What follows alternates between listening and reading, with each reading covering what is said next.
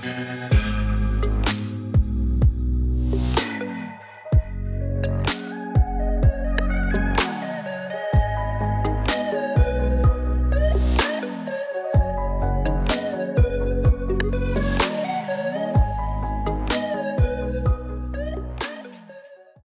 right, you guys, welcome back to another YouTube transmission with my sweet friend Priscilla Campos. She's back again. I think this is your third video.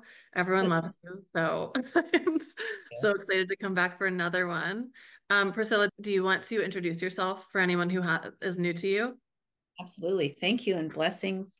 Priscilla Campos. I really go by Atlantean Priestess, and I love all things Atlantean, which might for some people put you in a small pocket. But really, what I love right now, especially it's coming into my field, is how many more historians, Atlantologists, we call them, are very aware that Atlantis is actually a whole civilization across the world in certain eras of our history. So Atlantis is basically everything on the earth, and it extends into the cosmos. So to me, it's very expansive, and really my job is to help people awaken to their ancient selves, to reclaim a lot of their gifts, their memories, their empowerments.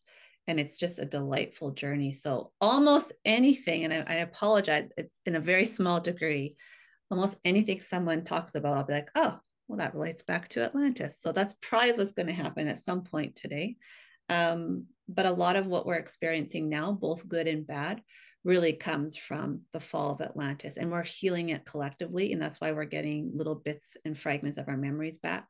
And I know when the time comes, we're really going to feel incredible on this earth. So if anybody of Aly's listeners are struggling right now on your path, that's just how the path goes. It's supposed to challenge you to make sure you know what you want and what you're worthy of.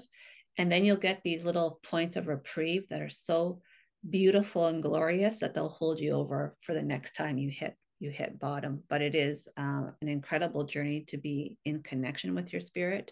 And for me, whatever I share, see if it resonates with you. And if it doesn't resonate with you, sit with it and ask yourself, why? Is it because it just doesn't seem true?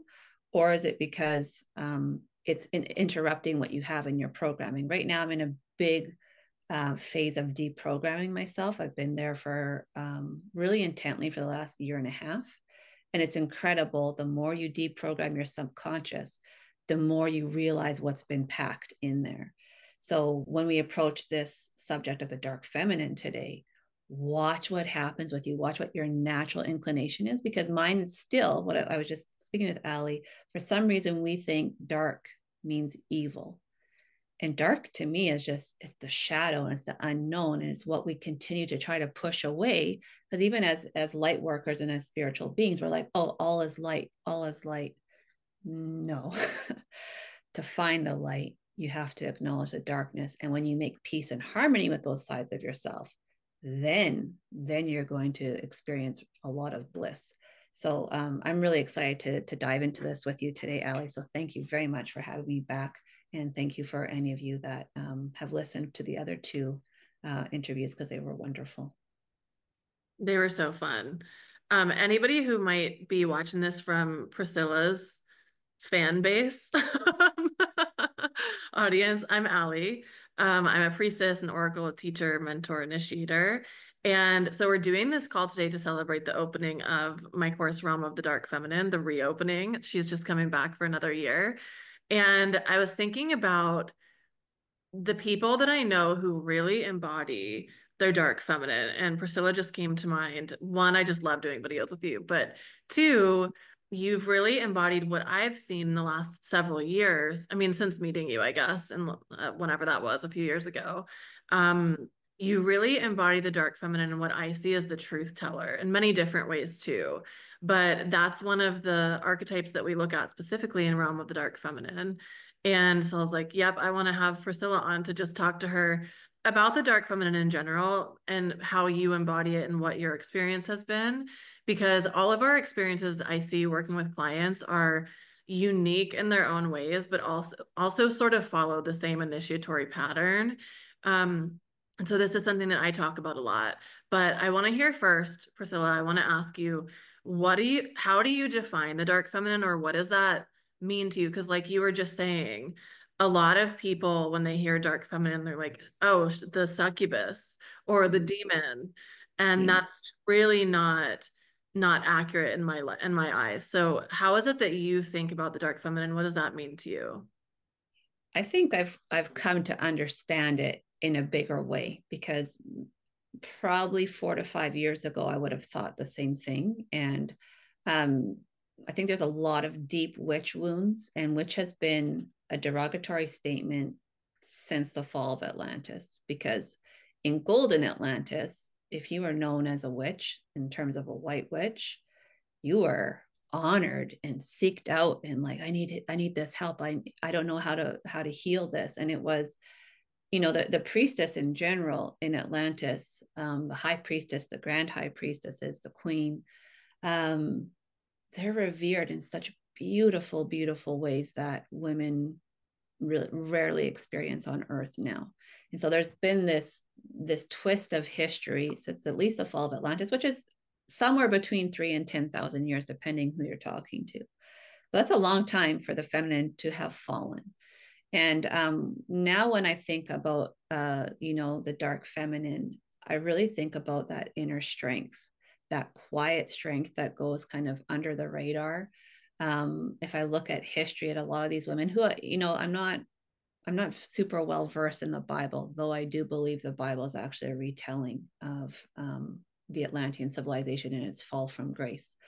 But there's certain women, feminine figures, I have now come across my field in stronger ways, like Mary Magdalene, like Medusa, even in some ways like Joan of Arc. I know Joan of Arc not necessarily seen that way, but at the time that she was persecuted, she was seen as a dark feminine, right? Why? Because she had open and complete access to God. And as we know at that time, only a priest could, only a man could. So this woman is blasphemous. So it's just really interesting when we look through history how much shade is literally thrown at women in all directions through all cultures, how anyone can go from being this incredible healer and helping women have pain-free childbirth to being classified as a witch, hung, burned, tortured in front of a cheering audience. So again, the dark feminine to me is really, do you know your strength? Can you look at your shadows? Can you look at your fears?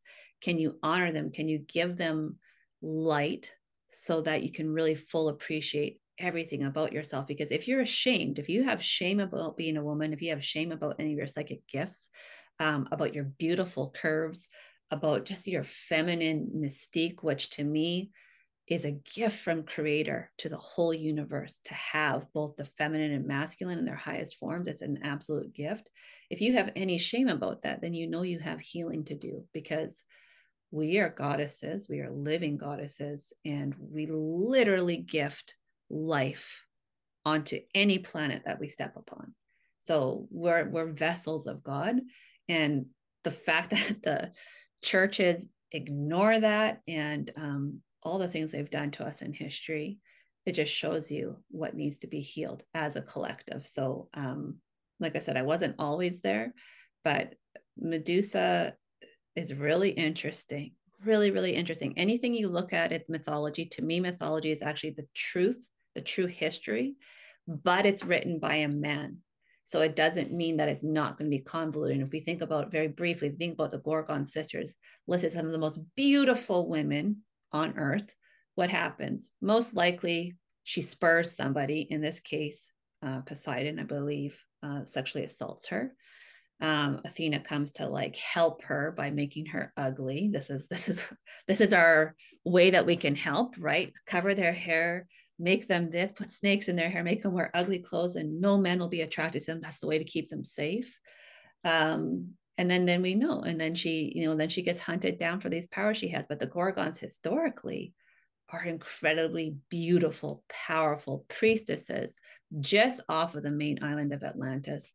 And of course they're going to be villainized, because no woman can be independent and beautiful and strong and intuitive and wealthy without the male coming in to take that from her. So that's a little bit of where I'm at with it, I suppose. Mhm. Yeah, I feel that our understanding of the dark feminine shifts with our consciousness. And I love that you brought in Joan of Arc because she's such a powerful representation of the dark feminine, in her time period, for her to even consider herself powerful enough to be able to move forward and do what she wanted, regardless of what the rules were at the time. If for anyone listening who's not familiar with her story, she was a woman who dressed as a man so that she could be in the army and fight for her cause. And to do that she was killed for it. And then later on she was sainted, which is there's After they killed her and burned her alive. yeah, She sort of a was a trend saint. of the Mhm. church. And I think she was young, wasn't she? Was between like 13 and 15 She was a when she teenager. basically saved a nation. Hmm. But to Mhm. think about the amount of bravery and courage specifically to override societal rules, to me, that is such a strong definition of the dark feminine. Right. And like I was saying before, like as my consciousness has shifted, as I've learned more about the ancient feminine, my understanding of dark feminine energy has shifted because for me in the beginning, it really started as, okay, I need to be able to face off with myself.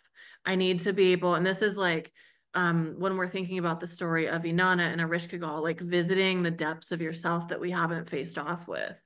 And then going into more of the understanding of what actually happened to women who showcase their dark feminine energy, like you were saying, women who were called witches, and that could have qualified as anything from making mugwort tea for our call today to having long hair or having moles in the wrong place. There was so many, and I have another video if anyone wants to watch it that's on YouTube that's about what we don't know about the witch hunts. I read this really, really in-depth book and I just sort of summed it up in this YouTube video, and it's like, oh, I understand why we're so traumatized, with Wow. all of these things, even just in the last couple hundred years. Well, the last like 800 years from the times of the Inquisition. But anyway, kind of went on a ramble. But seeing how the dark feminine shifts with our consciousness, for me, now I'm in the position where I'm seeing that the dark feminine is really any aspect of femininity that's not welcomed or celebrated in our society. Looking at the 60s or the 50s when women were just starting to come into their sexual freedom, their sexual revolution, even like being able to wear clothing like what we're wearing today, not wearing the typical Right, clothes. we'd be harlots in like the 1800s. We'd be having like a scarlet A put on us and kicked out of the village. Yeah, we'd be at the witch trial or getting flogged or something.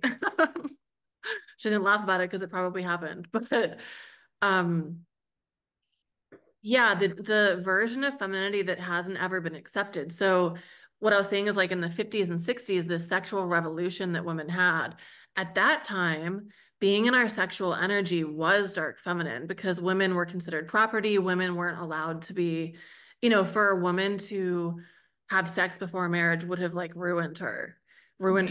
reputation. Now we're in sort of a different phase where women's sexual liberation has been celebrated for long enough that it's culturally normal, where people aren't called harlots in the street or, like you said, putting the scarlet letter A on their shirt. So to me, it's like that's sort of an entry level way into understanding our dark feminine. And for some of us, this is I think for all of us, understanding our sexual energy is a deeply liberating experience when we understand the depth of it, not just like, oh, I can go to a bar and sleep with whoever I want. Like that's not what we're talking about Right. here. I was going to say that's actually, then they've also flipped the switch to try to get women to just be like, do whatever you want. But not understanding your true power and what lies within and what you're inviting in with a partner through sacred sex is also in another way equally dangerous because now you're going to carry around this partner's energy with you. Who knows what kind of person this is for forever. I was just watching a video yesterday on why we should not have one night stands. We got to educate our daughters on this, like, before they're 18, because and I do have two daughters and I'm very open with talking about a lot of things, but one of my goals is to really empower them in their choices so they understand what you're inviting in through different kind of partnerships, because that's also something, because they hide our sexuality from us, they don't actually teach us the true power of it. We miss all the ways we could use it as benefit. And we also kind of muck up the ways that it is being used. So there has to be a balance between, being liberated, but also being empowered and coming from your sexuality from a state of true empowerment. Mm-hmm. I did want to touch on briefly though, because you did mention some of the witch hunt stuff and just hair. So this is the longest my hair has ever been in this lifetime. And I stopped cutting it in 2016 because I had a vision of myself. I was 37 in 2016, and I did a 20-year meditation to see my future self at 57. And her hair was down to her waist, and she had very gray, kind of peppery hair. And I was like, wow, for my hair to be that long, I need to stop cutting it now because my hair grows very slow. Right, it's been a long time already. But now that I've realized that your hair is your power. And so when they ever imprison or enslave, not just women, but men, one of the first things they will do is shave your head or cut off your hair. And you just think that maybe it's like you feel naked, but it's more than that. Your hair is actually an extension, in particular for women, of your intuition, of your light, of your divine femininity. And so by cutting it, it actually kind of cuts those things off to you. So now it goes with my path. My path has really expanded really a lot since 2016. But now I can't imagine not having my wisdom displayed, So just something like everyone's entitled, of course, to get haircuts. If you need a fresh start, you need a fresh start. But understand that there is a certain power in that as well. And so if you look at in anything that culture has punished women in particular for something, you have to look at the reverse. Well, why? What would that have done for the woman that now they're going to punish her for it? So just something to keep in mind. And when I was in university taking a women's studies class, I was probably 20, maybe 21. But that's when I started hearing about the witch trials. I never learned about them in high school. And this was one of my first past life knowingnesses that happened. So as I was sitting in this class learning about it, I was like, that happened to me. Oh my gosh, that has definitely happened to me. And when you have that knowingness inside of you, and there's no, I wasn't on my path at that time. I didn't know any of the things I know now. It was kind of disturbing. Well, why? Why would that happen? But simple. Somebody wants your property. Your husband died. Somebody wants your property. She's a witch. She's dead. Great. Now I'll snag it. So it's really something to be said for your intuition, wherever it's popped up for you in your timeline. Start piecing it together, start seeing where these dark feminine aspects have come from, where the trauma has come from. And then, of course, like Aly's can really help you crack it open. And then again, learn to embody the best parts of it. Mm-hmm. I love that you brought in this historical piece too, especially around like property and witches, because so this also could be a consideration. So I'm in the US and Priscilla's in Canada, so our education around this might be a little bit different. I never learned that the church received the property of witches after they were killed, that they got the money. Like that's what a coincidence. Yeah, like that's a pretty key factor to keep from us. I find this with everything around the dark feminine. Like there are so many factual things within our understanding of what has happened to women that physically demonized these different parts of ourselves so that we would be so afraid to embody them. And like you were just saying, about our past lives. So Priscilla and I both do Akashic record readings and work with clients around this energy. And I've had so many clients where they're like, well, I'm having such a hard time speaking my truth. And we'll go into their records and it's like, okay, well, here's 5 lifetimes where these different things happen to you. And aspects of your soul are still stuck in these spaces because they're afraid to move forward. And then when we reclaim those spaces, basically a soul retrieval, then all of a sudden they're able to embody that. So right now in this very pivotal time, like Joan of Arc, or like some of these other beautiful embodiments of the dark feminine in history that rallied against the authorities, even like Jesus could be considered an embodiment of this.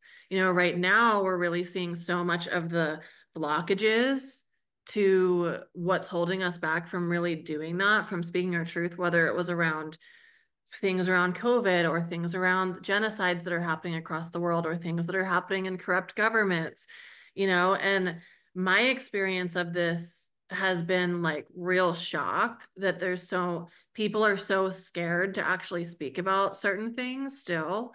And it just goes to show how deeply we have been taught to fear showing our dark feminine energy. And for me, the answer of why that is, like you were saying, we always have to ask why. It's understanding that the dark feminine is the only thing that can really truly demolish these systems, that can completely shift how we're treating the earth, how we're treating other humans, any other living being, the air quality, all of these things, the corruption that's happening. And that's why she had to be buried. And the way that I teach this and the way I've learned about this is that it started out really with fear indoctrinated so deeply that our survival was at stake, but we are the ones who are really upholding. I see it as like keeping a part of ourselves locked in the basement, and we're the one who can open it, but we choose not to until she bangs on the door so hard. Maybe now we can start to talk about maybe some of the initiation experiences or like working with deities around this, or whatever comes to you that you want to speak to. But hearing her bang so loudly, and like most of us are familiar with that, with her call, and we hear it and it's so strong that you can't deny it.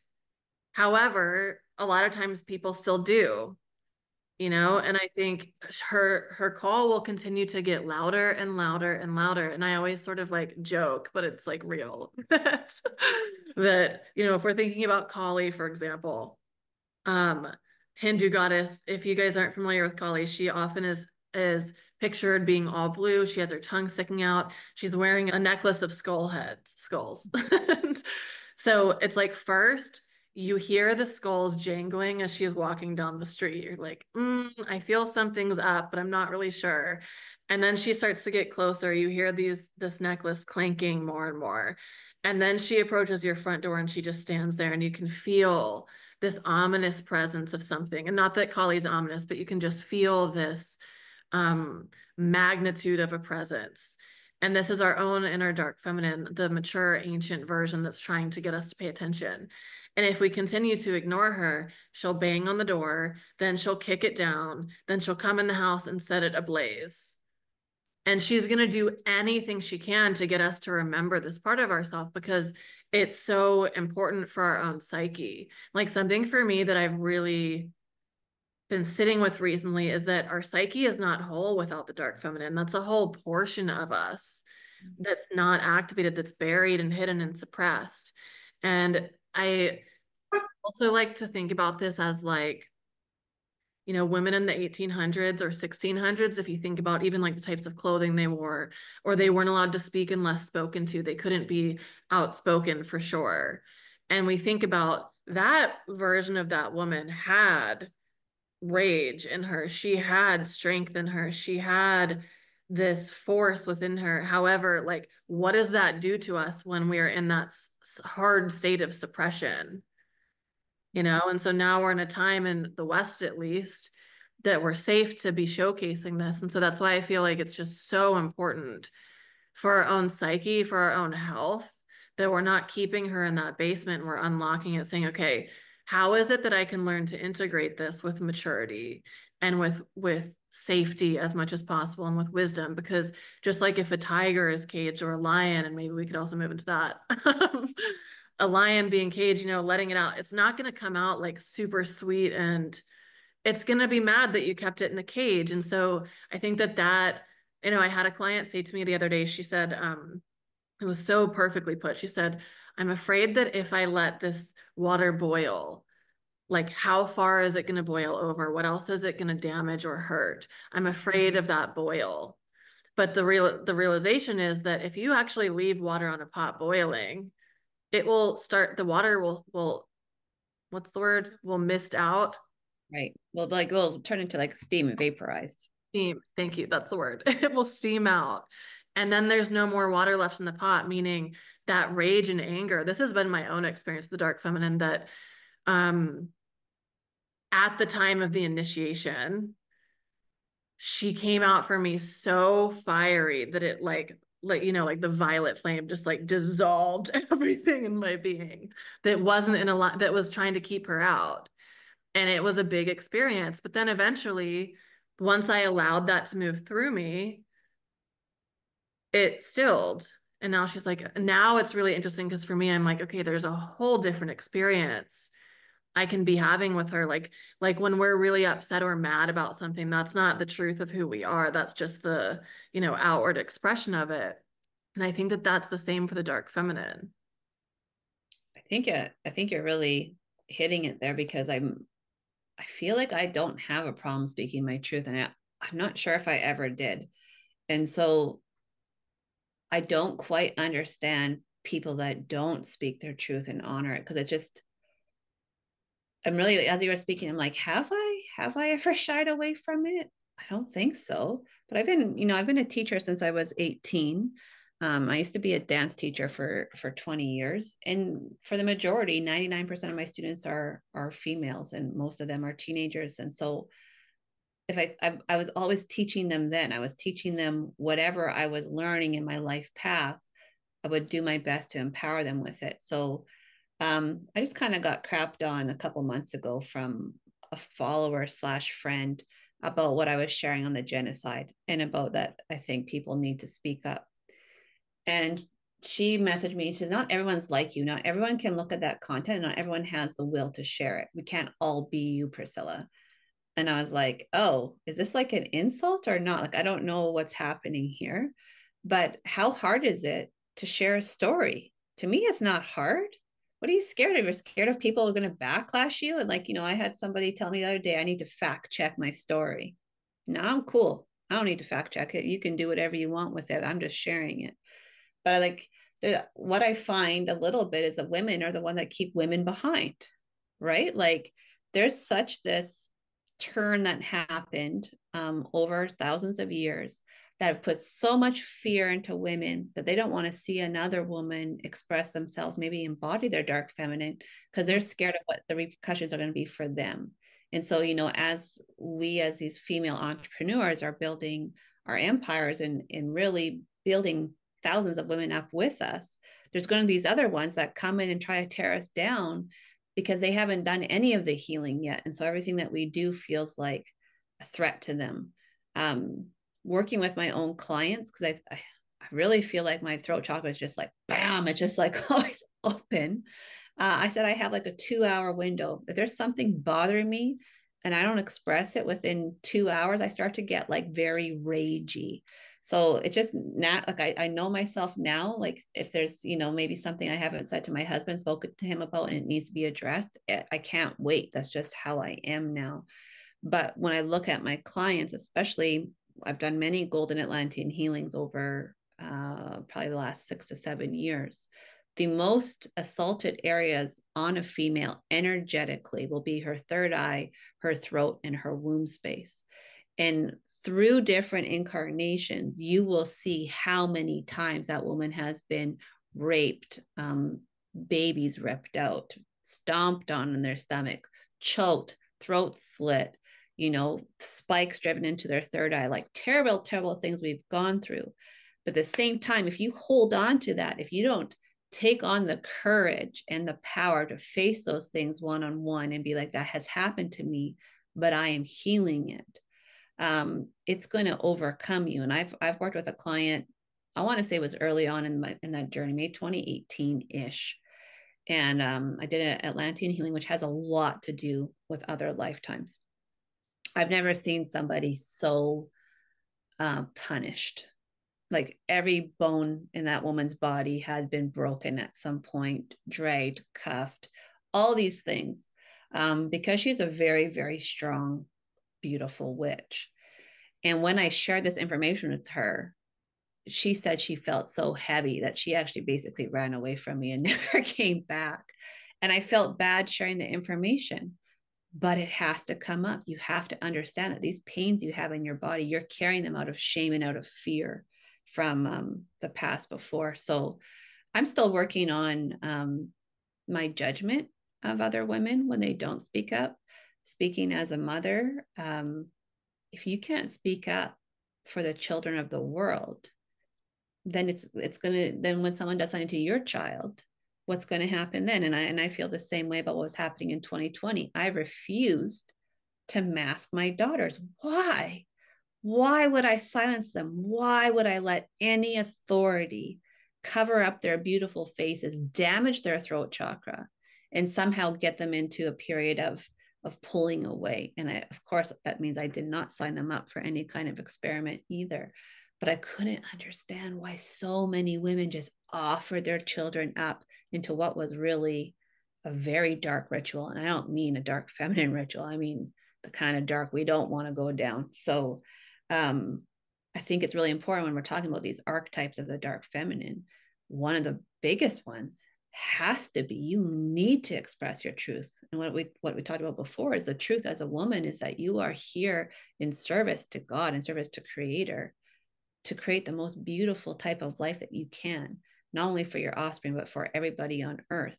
And if the divine feminine was ruling like they did in Atlantis, we don't have addictions, homelessness, violence, war, poverty, rape, everything like that. We don't have it because a really healed and embodied female will hold space for all others effortlessly.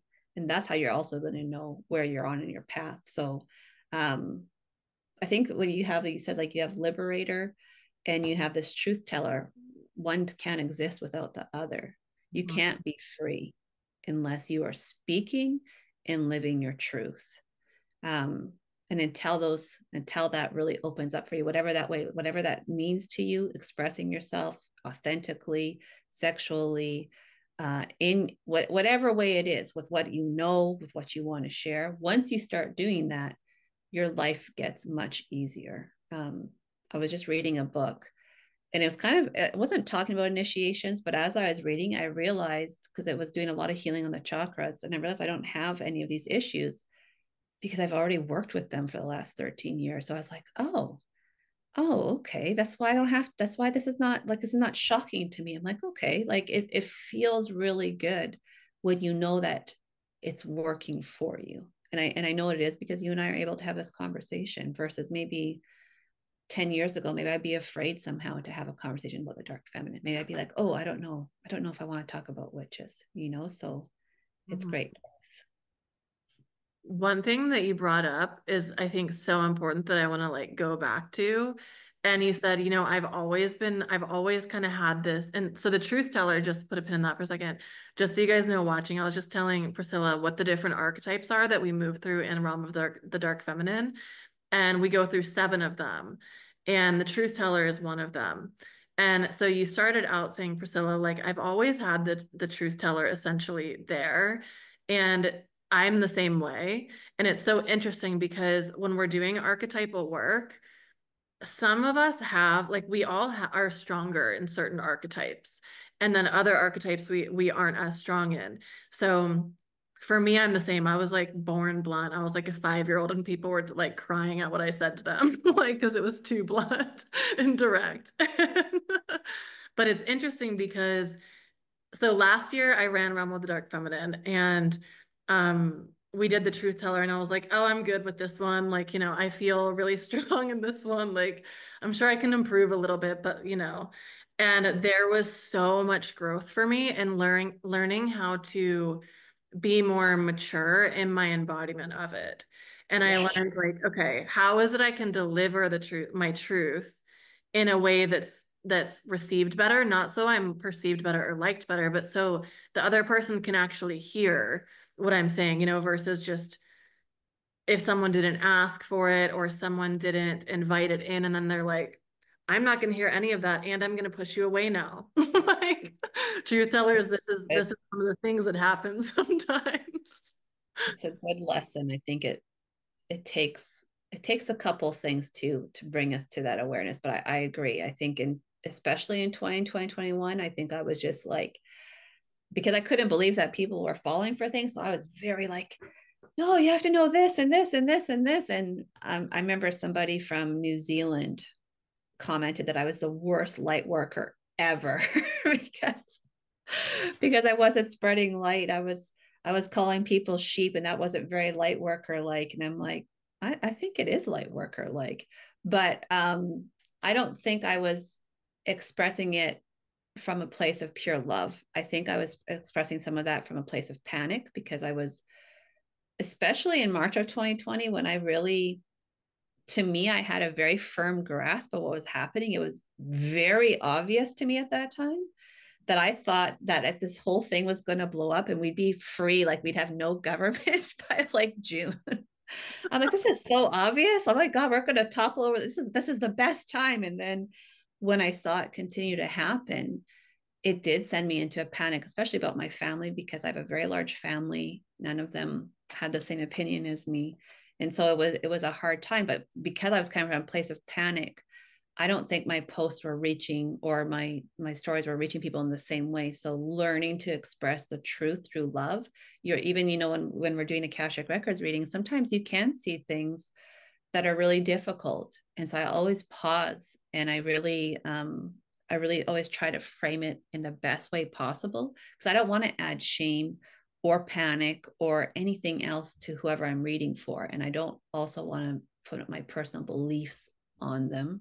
I want to be a pure source of their soul's wisdom. So that is something on the path too, is that we can be these very strong women, but strong doesn't mean we overpower and quiet the voices of other women. It's like what I kind of said before about having the long hair and really being the beautiful, even crone, is like, how well do you hold space, really? And can you accept in new concepts or things that challenge your beliefs without blowing up about it?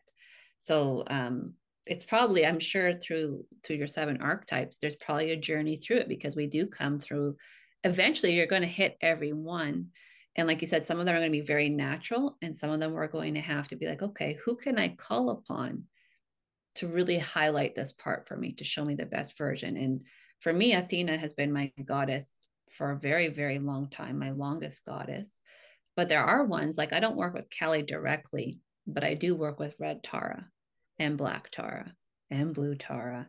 And those kind of embody different parts of her. So it's really helpful if you can know your history of these beautiful feminine archetypes that have existed on our planet, because if you form a relationship with them in the time you need them the most, they will shine through. And I have to say, I've been really on my rituals in this past week, and I just got an amazing gift yesterday. Amazing. And to me, it doesn't happen without gratitude, of course, to Creator and my angelic friends, but also through all these feminine frequencies I'm working with. So that's part of the empowerment. Don't be afraid of it.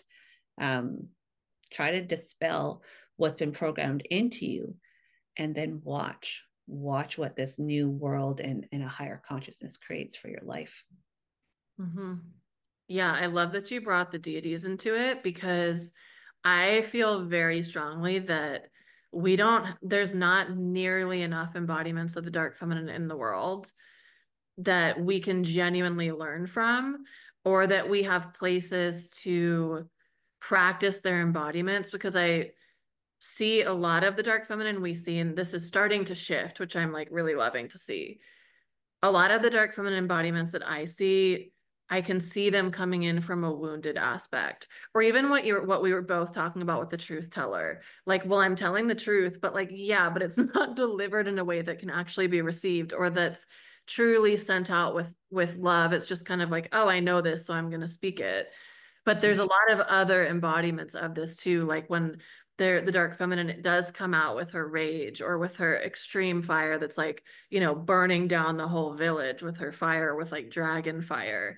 We have to learn how to work with her in a way that is beneficial, because her power is so big that it can be very destructive. And so, I lost my train of thought on why I was starting to say this. Oh, you brought in the deities. Thanks. So the deities are so helpful, because they do bring in, like, they hold that embodiment. Like you were saying, red Tara or black Tara has a similar frequency to Kali, but even, separate in their own frequency. Or for me, it's like Sekhmet and Lilith.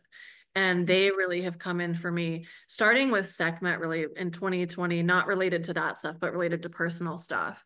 Um, I felt her hot breath coming in from like miles away. And I started to develop this relationship with her, and I didn't know how to do what she wanted me to do. And she really just held this vibration for me of like, I'll show you, let me help you. And when we walk with the dark feminine hand in hand, instead of her pulling us by our feet, dragging us out of the house that she set on fire because we weren't listening, it's just such a better experience when we can welcome them in, or like you're saying, calling them into ritual, asking them for their support before we hear them coming down the street. And they're not doing that because they want to hurt us. They're doing that because they see us in a space where we're not truly embodying our power. And like they'll let it slide sort of for a certain amount of time, but then there's a point of time where it's like no more. And that's what we can all feel like when you're with, for example, like if you're with a partner that you've had the idea a few times, like, huh, is this the right partner for me? Or what would it be like if I wasn't with this person? Or, am I in the right career? Or I don't think that I should hate my job this much. And it's these little thoughts that come in that are like, that's her skull necklace coming down the street. And the Right. more we ignore it, she's like, okay, well, you didn't listen to the nudges of your inner being. They scared you. You were afraid of what might happen if you didn't listen to it. And then so it's so much easier when we choose to walk hand in hand. And in Realm of the Dark Feminine, with each of the archetypes we move through, which are 7, we work with different goddesses, and I give you several choices. So you can feel into what culture do I feel most drawn to?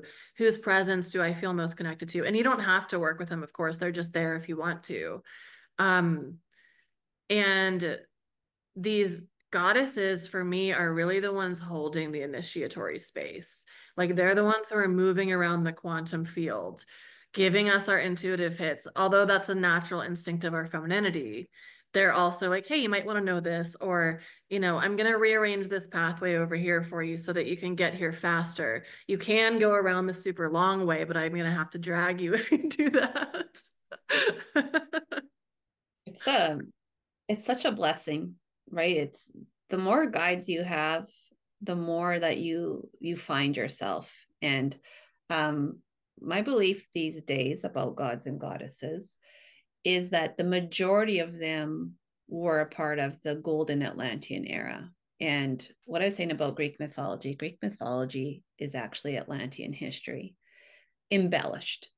So people like Athena, Aphrodite, Artemis, to me, had real lives on Earth, which is why they actually make good guides. Because, and I love angels, okay, but what we say about angels is angels, for the most part, haven't had human embodiments. They don't know how freaking hard it is here. But a guy that's come through and that has experienced, the challenges of Earth, they're in a better space, I feel like, to give advice. So to me, with all of the different pantheons around the world, what I will say is that most of those are Atlanteans or lived on Atlantis, because it doesn't mean that they're pure Atlanteans. It can mean that they're beings from Sirius or Orion or the Pleiades or however it works. But then when Atlantis, before it even falls, when it's just an expansion mode, they go out and bring these teachings to all these different corners of the world so that everybody can have access to the enlightened perspective. And then that's where they become culturally significant, because then they have their own language, their own, rituals, their own days are celebrated. But to me, there's probably only like a core group of, I have no idea. I'm just going to throw it out there. Say 24. There's a core group of 24 that have then been relabeled, in Hindu and in Norse mythology and Celtic and Greek and Roman and Egyptian, but they're actually the exact same people, but they're legendary teachers. So if we're looking at these women who have been villainized, and to some degree, Sekhmet has also been villainized, because we know the story of her is that she's the destroyer of Atlantis and lays waste to what is Ra's land.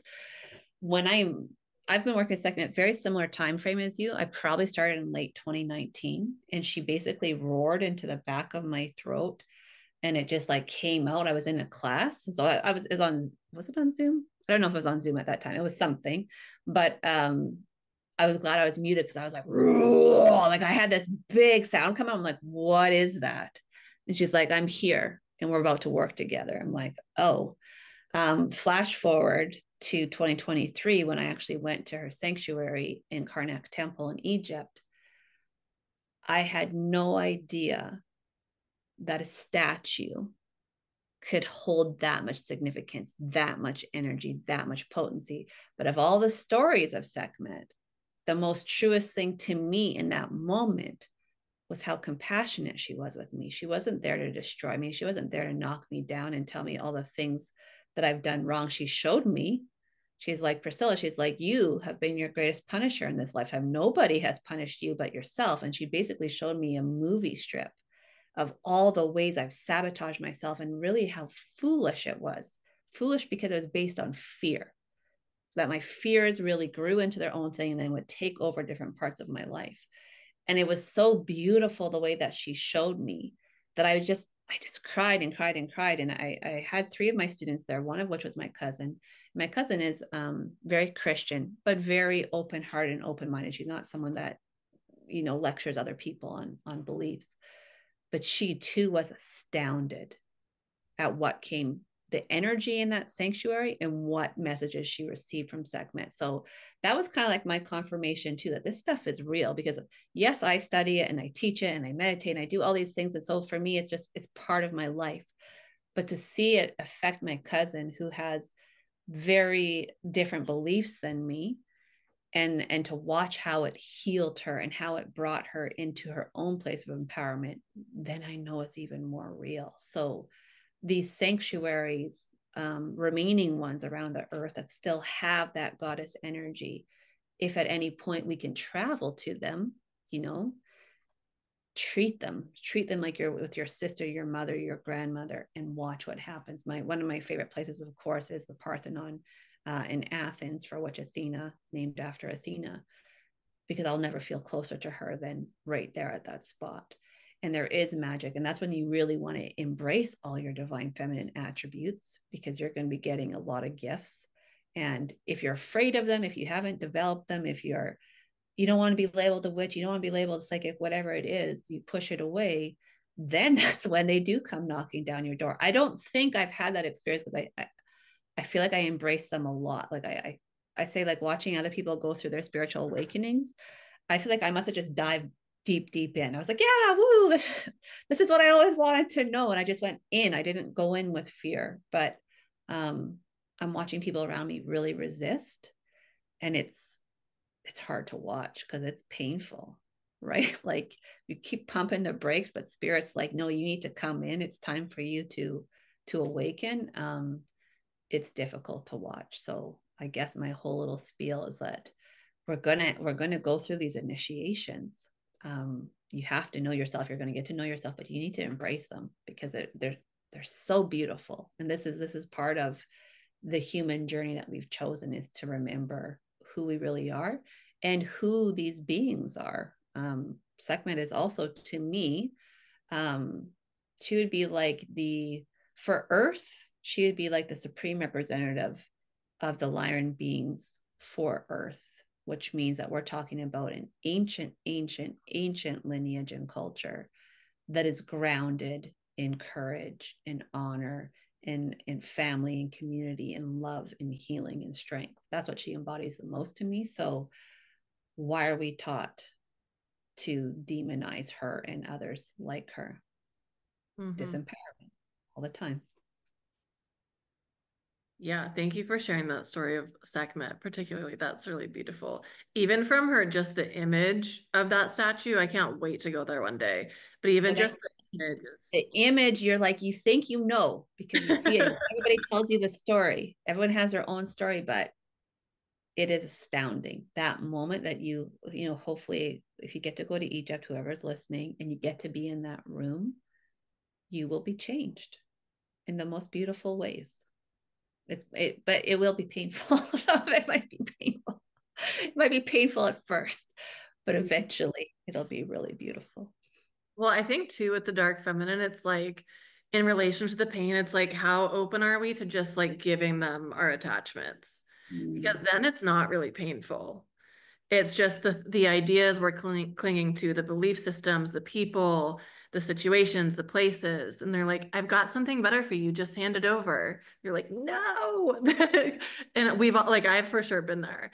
But what I've learned in my own experience with the dark feminine is like when we stop clinging and when we just say, okay, take this from me. And I imagine sometimes I'll do this with different deities depending on like what I'm feeling in that moment. But with Sekhmet particularly, you can imagine this just beautiful woman standing in front of a huge fire that has violet flame around it. And she says, just throw anything that isn't supporting you anymore into the fire. And so I'm, okay, judgment, or, fear this person is going to leave. Okay, whatever it might be. And they will, and I also do this a lot with Mother Mary. It's just typically with her, and she doesn't really have a dark feminine frequency, um, in how I work with her at least. And I'm pausing because I'm like, she did have a dark feminine frequency. She has just been sort of like church washed so that she appears to not. Maybe, well, because she's really a truth teller too, Yeah. right? She's a priestess of Isis in the lineage of Hathor. And Mhm. same thing, Hathor, in many ways, Hathor is a badass because she's one of the most ancient goddesses in today's culture, right? If she's really already a goddess in the times of the Lemuria, that means that she's been a goddess on our planet for 4.5 million years.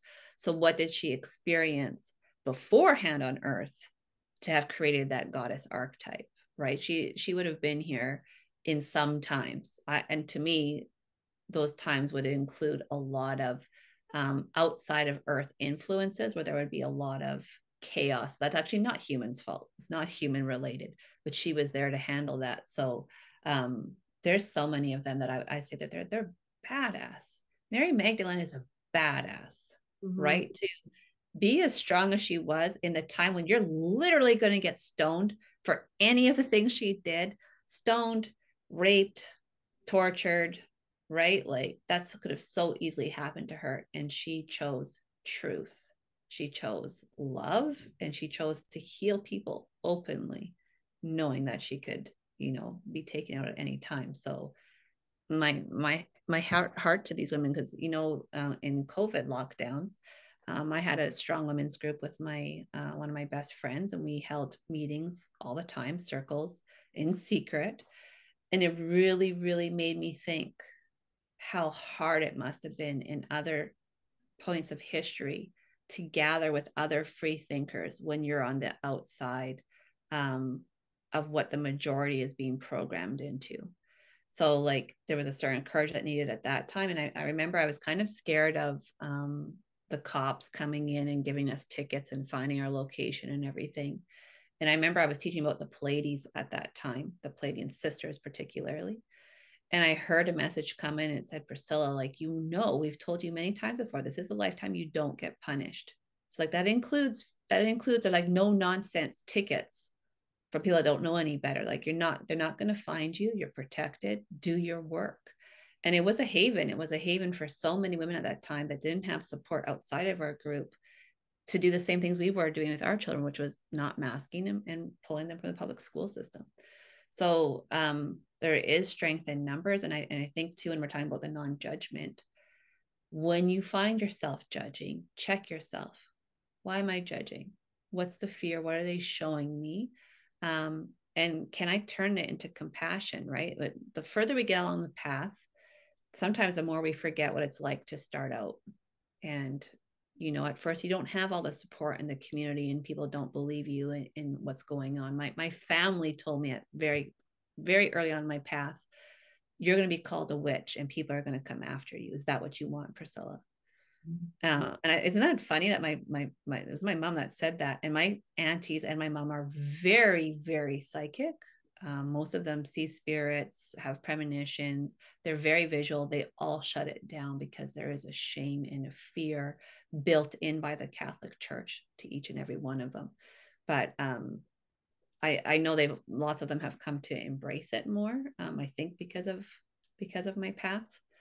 But man, when we can stand together in sisterhood, it's the most beautiful thing. It feels incredible.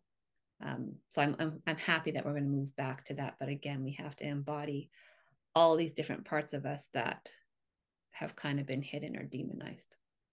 Mm-hmm. And what you were talking about before around like women being the one that sometimes are the ones who hold back other women from being in our dark feminine, like women hold, we all hold patriarchy within us.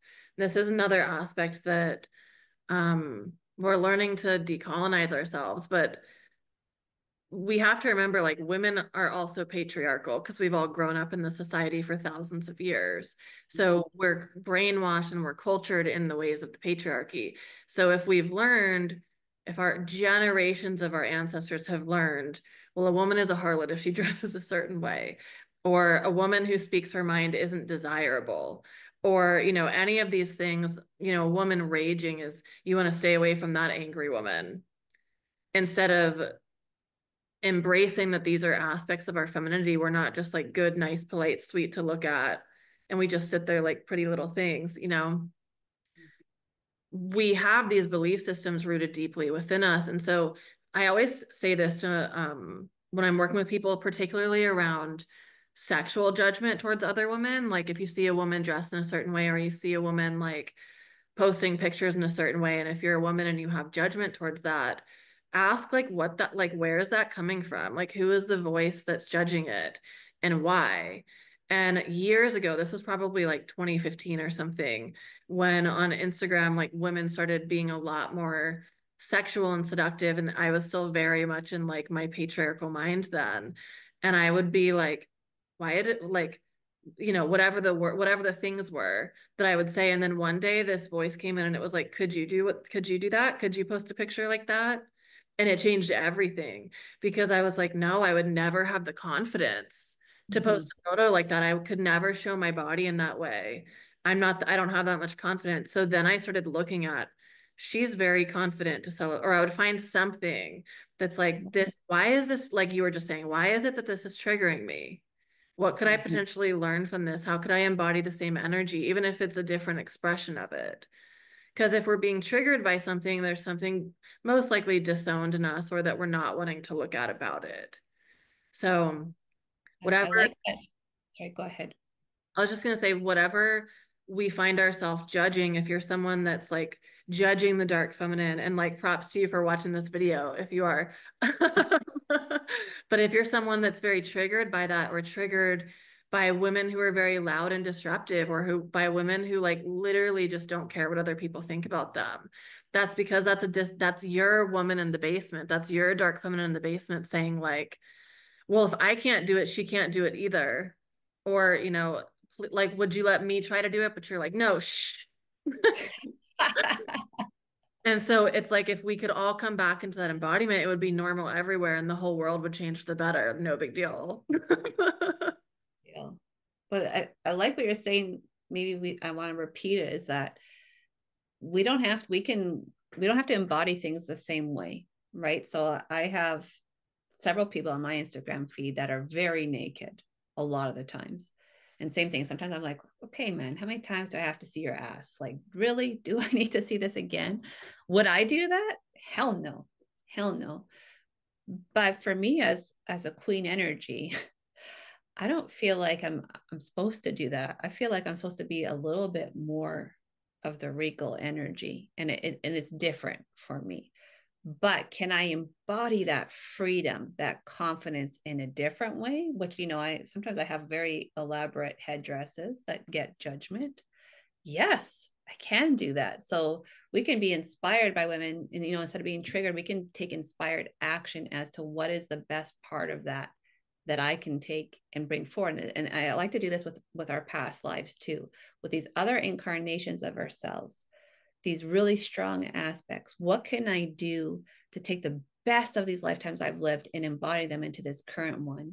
And then what can I do that I have in my lifetime right now to bring healing to these other parts of myself that have been punished? Now, my punishments have really been about teaching about Atlantis in unity consciousness throughout history. In Atlantis, of course, it's cool for me to teach about it. In Egypt, it's still cool for me to teach about it.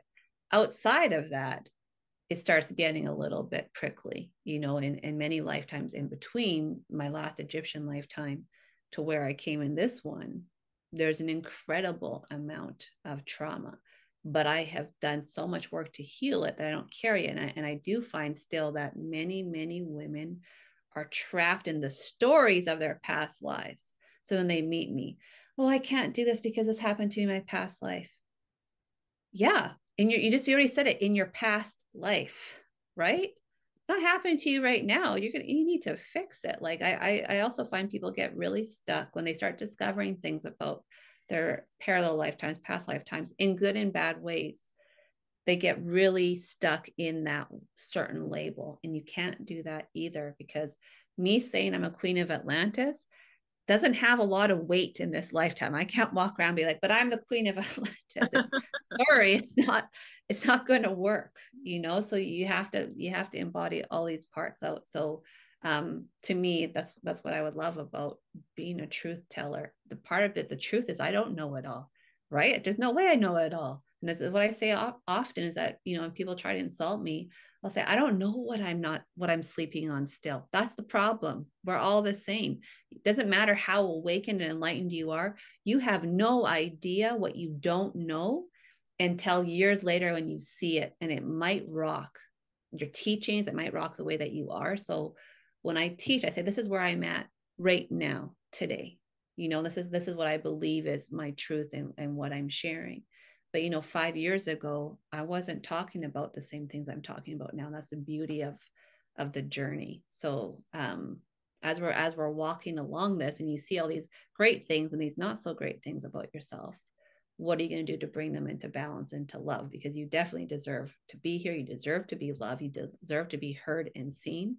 And you have a mission. Every person on this planet has a mission. Every woman has a mission. Whether you become a physical mother or not, you are the mother archetype on the planet. And so you have a responsibility to protect all things feminine, all children, all animals, and all of Earth. Doesn't matter what, I don't care what kind of woman you are. Those are principles that you've signed an agreement to, being incarnated on this planet. So what are you going to do? Whatever job, career you've chosen, whatever lifestyle you've chosen, what are you going to do to make us a better place? Because a lot of the men on our planet aren't ready. They're not stepping into their divine masculine. They're trying to, some of them, but a lot of them aren't. And so it has to be women that lead first to lay the foundation, so that the men, when they're ready, can have a safe place to land. That's just how it is. Mm-hmm. And one thing I want to add to that was all really beautiful, is what is the world missing by your dark feminine being stuck in the basement? There are major things that the world is missing out on when we aren't embracing that, and we're keeping it stuffed down because of patriarchal belief systems. That's like the reason why. And also trauma from our other lifetimes. And so we're doing damage by not only to ourselves, but also to the world, by keeping her locked away there. Well, So, I would say the number one thing we're missing is compassion, and just thinking, well, that's not happening in my country. That's not happening to my kids. So it doesn't matter.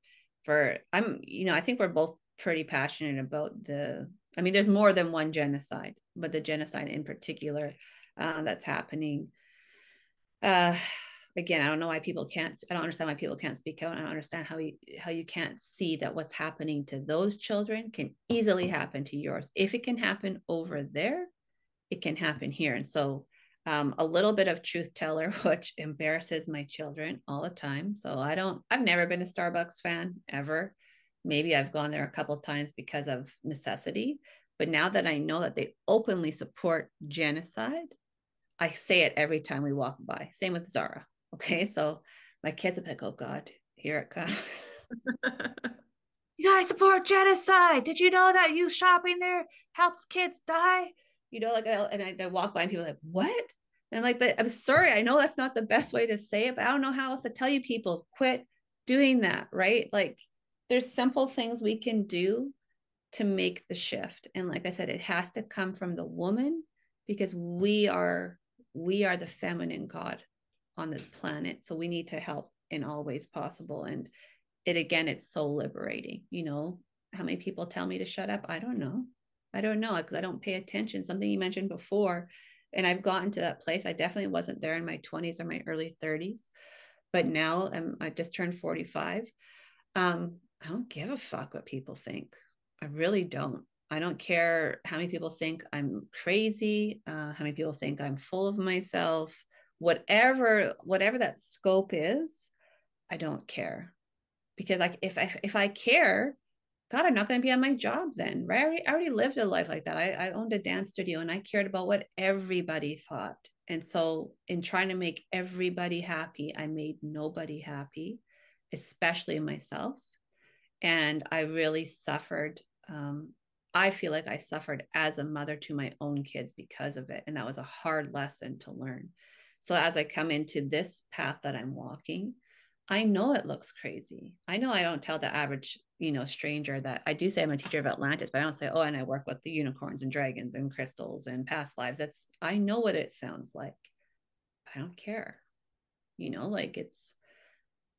think it's such a liberation. And another part you were talking about the surrender, that's why I started working with Green Tara, because I was trying to micromanage everything and hold it so tight that I wasn't getting anywhere. And I was getting so fed up of where my life was and my excuses and going into the same cycle over and over and over again.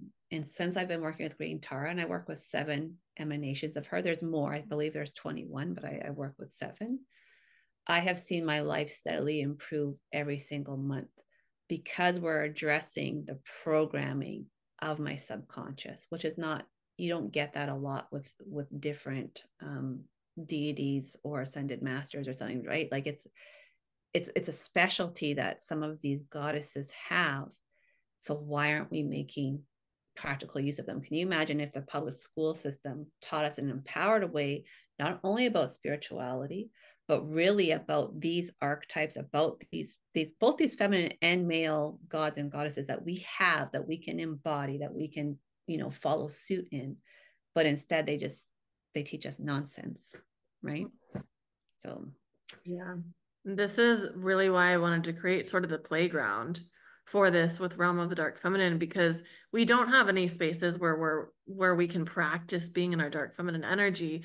And that's why a lot of the time she comes out roaring in a way that's not so much to our highest benefit. It's just like it has to be worked out.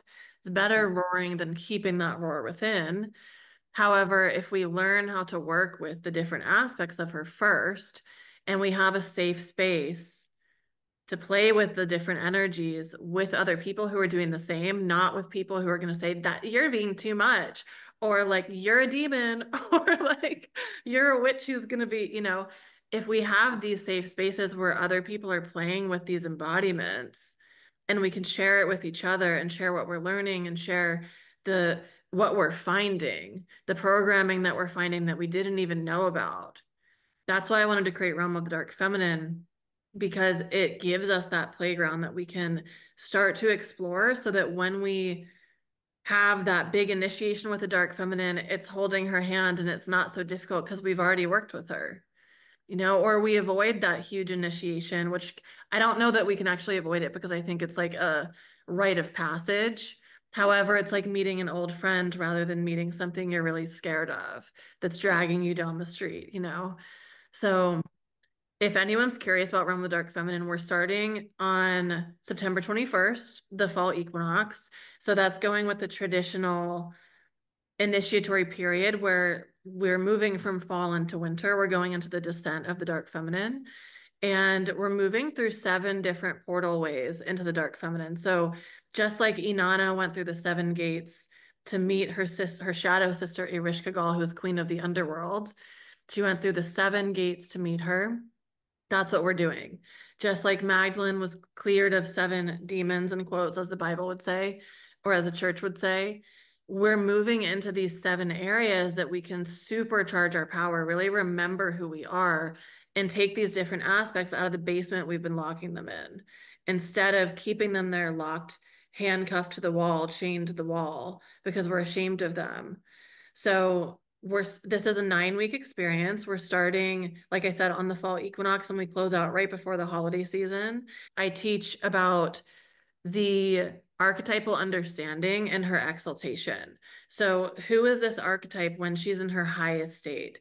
I also teach about what are the wounds that are blocking us from even holding that archetype? For example, the high seductress or the witch. What are the different wounds that are even blocking us, which we talked about a lot of them today in our call. And then we look at the shadow aspect. So I was telling Priscilla earlier, I feel so strongly about this that I like created a new archetype, sort of the high seductress. And because I feel that the femme fatale is really sold as the seductress, and that's a shadow frequency. The femme fatale is hurting people for pleasure. That is like blasphemy to the divine feminine. It's a win-lose situation, and that's not how we operate. So I teach about the shadow aspect. For example, if we're finding ourselves in a femme fatale sort of embodiment, we can see, okay, we're acting as the shadow wounded side of the high seductress. So how is it that we actually embody the high seductress? And each week we move through this. I give you several different themes within each archetype. So you can look at, okay, which of these feels the hottest for me to touch on, for me to really focus on. We have weekly group calls. We have curriculum that comes out each week, videos, guidebooks that teach you about everything. We have bonus teachers. It's going to be so good. So I want to just thank Priscilla for being here and sort of opening up this energy around the dark feminine. Is there anything that you want to share before we close out? Thank you. I think you're putting together an incredible program. And again, if anyone has hesitation, then it means that you're supposed to go forward. So the more we embody this, the more our planet is going to be healed. And I also just want to shed any fears about where our planet is going, because I know I'm living with you. I know what it looks like. But these truths have to be revealed so we can get to the real truth, which is that we are powerful, we are beautiful, we are ancient, we are limitless. And when we remember that, watch the things that unfold and watch what history will be unveiled in terms of all these feminines that have been, all these feminine figures that have been demonized.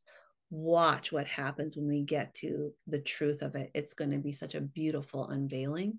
And I know it's going to happen in our lifetime. Like, to me, these things are going to happen within the next 10 to 30 years.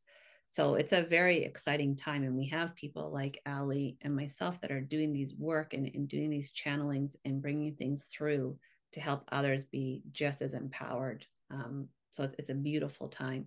And I like that you're going to be crossing into Samhain as well, because that is a powerfully time for the dark feminine, because again, we associate it with darker energies, but it's really about death and rebirth at that time. So I'm sure your client base is going to go through that several times on this journey. So thank you for having me. Thank you for letting me share some things, and I look forward to any future times we can discuss more truths.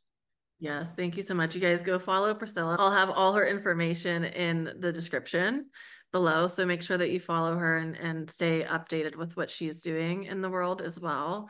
And you can find all my information in the description below too if you're new to me. Leave a comment and let us know what you thought about this. If anything came through for you, if you want to add anything to the conversation, if you have any questions, please share in the comments. We love hearing what came through for you. And thank you so much for watching this video.